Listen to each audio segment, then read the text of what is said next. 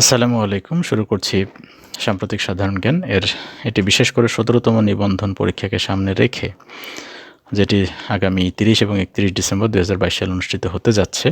সেই পরীক্ষাকে সামনে রেখে আমরা শিক্ষক এবং প্রভাষক নিবন্ধনের জন্য আজকের এই ভিডিওটি তৈরি করছি।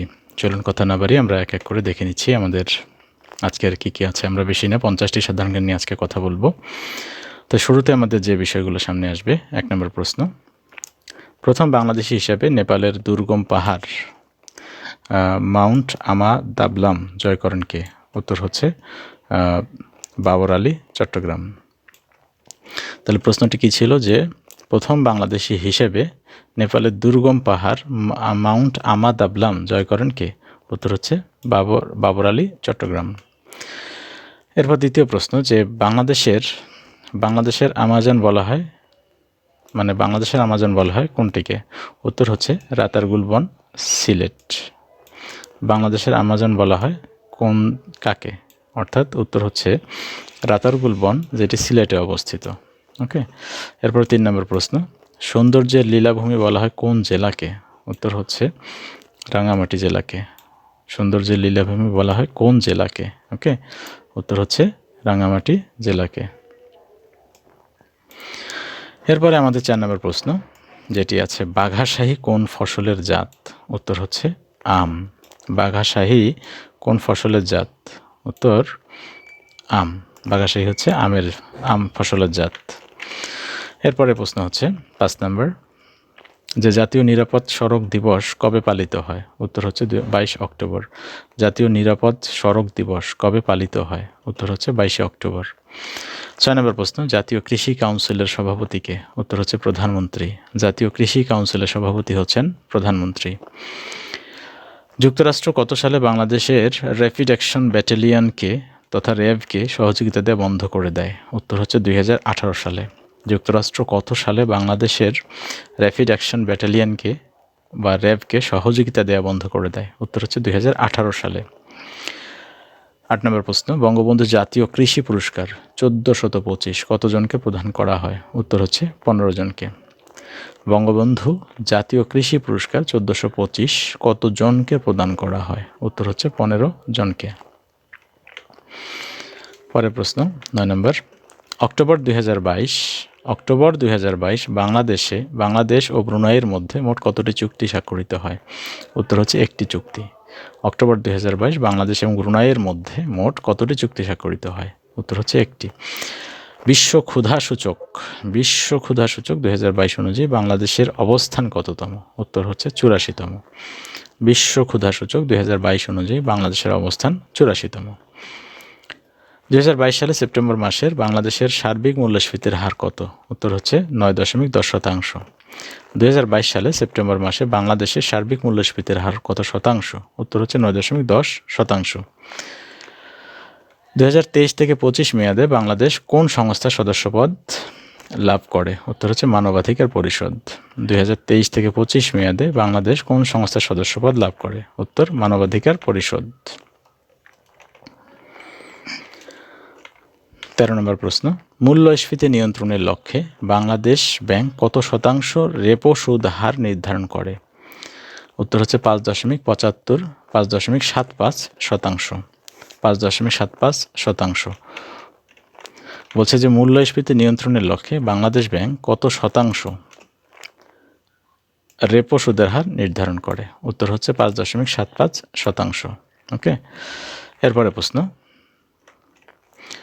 development odds that the odds revisited political economy of the development of Bangladesh গ্রন্থের লেখককে? উত্তর হচ্ছে কে এস মুর্শিদ। এরপর প্রশ্ন করছে যে বাংলাদেশ কোন পথে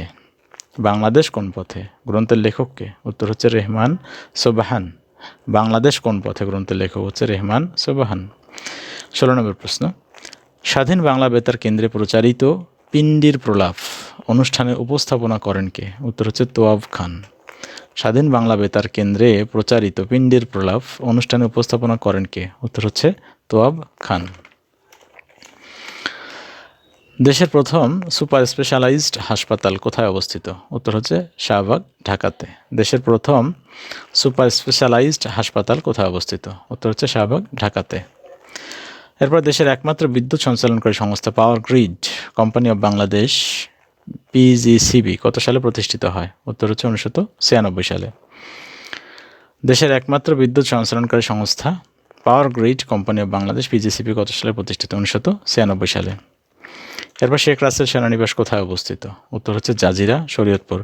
জাজিরা, শরীয়তপুর। প্রশ্ন হচ্ছে শেখ রাসেল সেনানিবাস কোথায় অবস্থিত? উত্তর হচ্ছে জাজিরা, শরীয়তপুর। ওকে। এরপরে প্রশ্ন করেছে যে কত সালে বাংলাদেশ ব্যাংক থেকে রিজার্ভ চুরি হয়? বাংলাদেশ ব্যাংক থেকে রিজার্ভ চুরি হয় কত সাল? উত্তর হচ্ছে 2016 সালে। কত সালে বাংলাদেশ ব্যাংক থেকে রিজার্ভ চুরি হয়? উত্তর হচ্ছে 2016 সালে। এরপরে প্রশ্ন করেছে আমাদের কাছে যে বঙ্গবন্ধু জাতীয় কৃষি পুরস্কার 2025 উপলক্ষে কতজনকে স্বর্ণপদক প্রদান করা হয়? কতজনকে স্বর্ণপদক প্রদান করা হয়? কতজনকে স্বর্ণপদক প্রদান করা হয়? উত্তর হচ্ছে একজনকে। এরপরে প্রশ্ন 22 নম্বর, 2021-22 সালের চূড়ান্ত হিসাব অনুযায়ী বাংলাদেশের মানুষের গড় মাথাপিছু আয়ের পরিমাণ কত? উত্তর হচ্ছে $2,824। 2021-22 সালে চূড়ান্ত হিসাব অনুযায়ী বাংলাদেশের মানুষের গড় মাথাপিছু আয়ের পরিমাণ হচ্ছে $2,828। ওকে। এরপরে প্রশ্ন হচ্ছে 23 নম্বর, বৈভবে একান্তর গ্রন্থের লেখককে? উত্তর হচ্ছে মোহাম্মদ হামিদুল হক। বৈভবে গ্রন্থের লেখক হচ্ছে মোহাম্মদ হামিদুল হক। এরপর ললিতা কোন ফসলের নতুন জাত? ললিতা কোন ফসলের নতুন জাত? উত্তর হচ্ছে আলু। ললিতা হচ্ছে আলু এর নতুন জাত। বাঘাশাহী কোন ফসলের জাত? উত্তর হচ্ছে আম। বাঘাশাহী কোন ফসলের জাত? উত্তর হচ্ছে আম। ওকে। এরপর বলছে 6 লেনের কালনা সেতু কোন নদীর উপর নির্মাণ করা হয়েছে? উত্তর হচ্ছে মধুমতি। 6 লেনের কালনা সেতু কোন নদীর উপর নির্মিত হয়েছে? উত্তর হচ্ছে মধুমতি। এরপর হচ্ছে ব্রুনাই কিং কোন জাতের ফসল? উত্তর হচ্ছে আম। ব্রুনাই কিং কোন জাতের ফসল? উত্তর হচ্ছে আম। কোন গাছকে সূর্যকন্যা বলা হয়? উত্তর হচ্ছে তুলা গাছকে সূর্যকন্যা বলা হয়। কোন গাছকে সূর্যকন্যা বলা হয়? উত্তর হচ্ছে তুলা গাছকে সূর্যকন্যা বলা হয়। এরপরে প্রশ্ন নাম্বার আমাদের 29, মর্যাদাপূর্ণ কম্পিউটার প্রোগ্রামিং প্রতিযোগিতা আন্তর্জাতিক কলেজিয়ের প্রোগ্রামিং কন্টেস্ট আইসিপিসি ওকে 2022-এর চূড়ান্ত পর্ব কোথায় অনুষ্ঠিত হয়? উত্তর হচ্ছে ঢাকাতে। প্রশ্নটা আবার পড়ছি, মর্যাদাপূর্ণ কম্পিউটার প্রোগ্রামিং প্রতিযোগিতা আন্তর্জাতিক কলেজিয়ের প্রোগ্রামিং কন্টেস্ট আইসিপিসি 2022-এর চূড়ান্ত পর্ব কোথায় অনুষ্ঠিত হয়? উত্তর হচ্ছে ঢাকাতে। এরপরে প্রশ্ন করেছে যে 1973 সালে বিশ্ব খাদ্য কৃষি সংস্থায় যোগদানের পর বাংলাদেশে প্রথমবারের মতো কত সালে এশিয়া প্যাসিফিক অঞ্চলে আঞ্চলিক সম্মেলন আয়োজন করে? বাংলাদেশ প্রথমবারের মতো আঞ্চলিক সম্মেলন আয়োজন করে এশিয়া প্যাসিফিক অঞ্চলে, সেটা হচ্ছে 2022 সালে।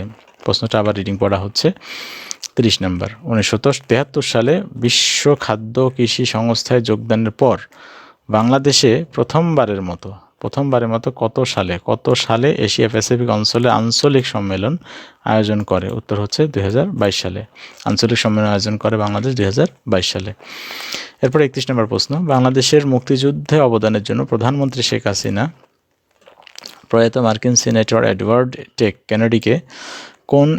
এম টেক কেনেডিকে কোন পদক প্রদান করে? উত্তর হচ্ছে মুক্তিযুদ্ধ মৈত্রী সম্মাননা। বাংলাদেশের মুক্তিযুদ্ধে অবদানের জন্য প্রধানমন্ত্রী শেখ হাসিনা প্রয়াত মার্কিন সিনেটর এডওয়ার্ড এম টেড কেনেডিকে কোন পদক প্রদান করে? উত্তর হচ্ছে মুক্তিযুদ্ধ মৈত্রী সম্মাননা। ওকে। এরপরে প্রশ্ন হচ্ছে বঙ্গবন্ধু নৌকা জাদুঘর কোথায় অবস্থিত? উত্তর হচ্ছে বঙ্গবন্ধু নৌকা জাদুঘর কোথায় অবস্থিত? উত্তর হচ্ছে বরগুনাতে।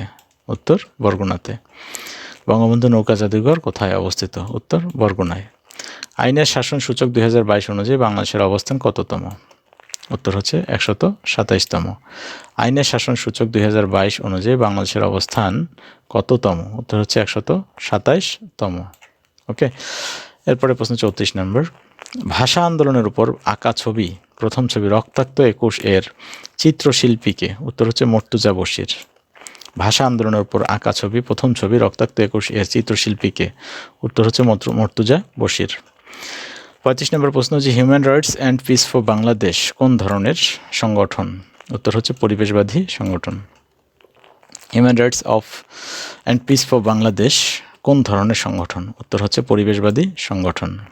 ওকে, এরপরে প্রশ্ন হচ্ছে 36 নম্বর, প্রথম বাংলাদেশি নারী হিসেবে কে হিমালয়ের দুর্গম ডোলমাখাং পর্বতচূড়া জয় করে? উত্তর হচ্ছে শায়লা পারভীন। শায়লা পারভীন প্রথম বাংলাদেশি নারী হিসেবে হিমালয়ের দুর্গম ডোলমাখাং জয় করেন শায়লা পারভীন। এরপর 37 নম্বর প্রশ্ন, আন্তর্জাতিক মুদ্রা তহবিল IMF বাংলাদেশকে কত ডলার ঋণ দিতে সম্মতি দেয়? উত্তর হচ্ছে $450। 450 কোটি ডলার।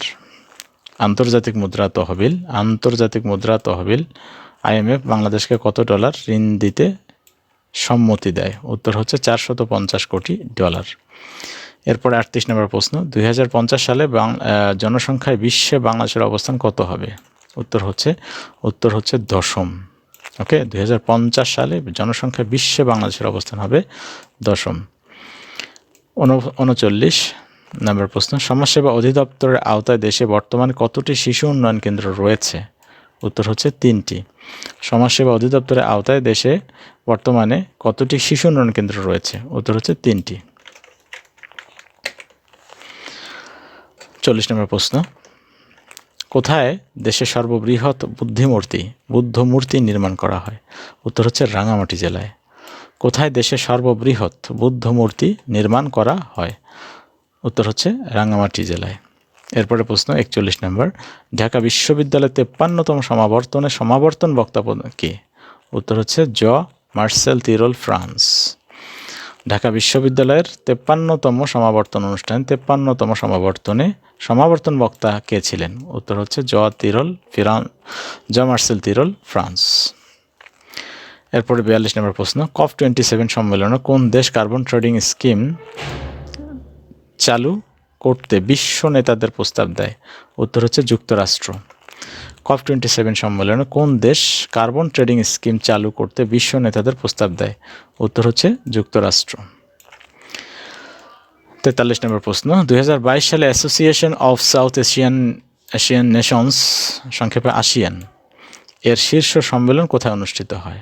উত্তর হচ্ছে নমপেন, কম্বোডিয়া।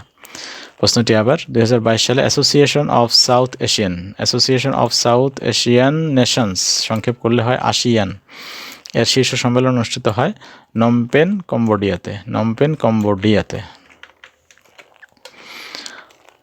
প্রশ্ন নম্বর 44, মিয়ানমারের সাথে কয়টি দেশের সীমান্ত সংযোগ রয়েছে?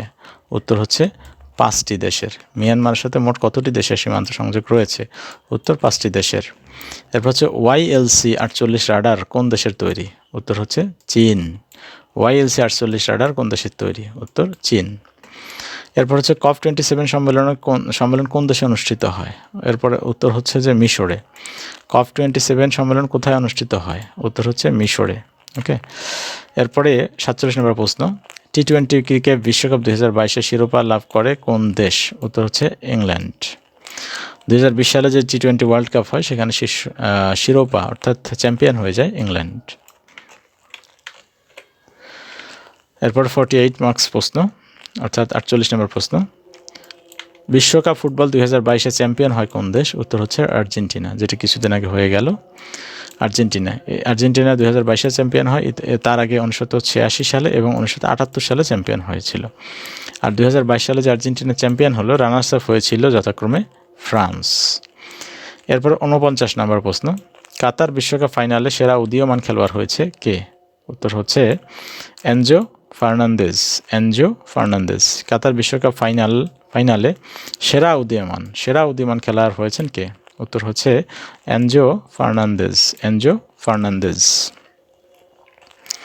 50 মার্কসের প্রশ্ন বা 50টি সর্বশেষ প্রশ্ন, কাতার বিশ্বকাপ ফাইনালে সেরা খেলোয়াড় হিসাবে গোল্ডেন বল পেয়েছেন কে? উত্তর একদম সহজ, সবাই চিনেন, তিনি হচ্ছেন লিওনেল মেসি, আর্জেন্টিনার খেলোয়াড়। 2022 সালে অনুষ্ঠিত কাতার বিশ্বকাপ ফাইনালে সেরা খেলোয়াড় হিসেবে গোল্ডেন বল পেয়েছেন কে? উত্তর হচ্ছে লিওনেল মেসি, আর্জেন্টিনা। ধন্যবাদ ভিডিওটি দেখার জন্য।